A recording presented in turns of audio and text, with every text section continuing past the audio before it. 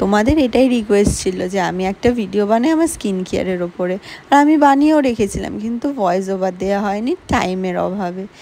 শুরু করছি টোনার দিয়ে। এটা হলো ফক্সটেলের একটা নিউ লঞ্চিং টোনার। এই টোনারটা ছাড়া তোমরা অন্য কোনো টোনারও ইউজ করে থাকতে পারো, তার জন্য কোনো প্রবলেম নেই। এটা একটা এক্সফোলিয়েটিং টোনার।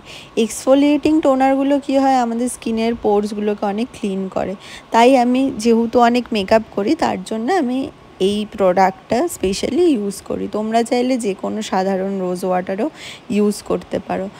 তারপরেই ব্যবহার করে নিয়েছিলাম একটা পোর মিনিমাইজিং সেরাম, আর তারপরেই রেটিনলের কাজ কি সেটা বলছি। আর তার সাথে সাথে দেখো, তোমরা যে কোনো এই ময়শ্চারাইজারটা অ্যাপ্লাই করতে পারো।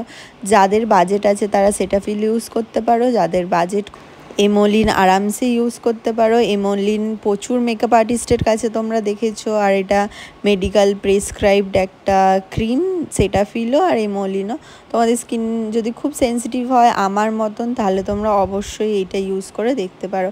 আর রেটিনল আমাদের বয়সের সাথে সাথে আমাদের যে ফাইন লাইন্সগুলো আসে, সেই সব স্কিনের প্রবলেমগুলো কন্ট্রোল করার জন্য রেটিনল ইউজ করা হয়।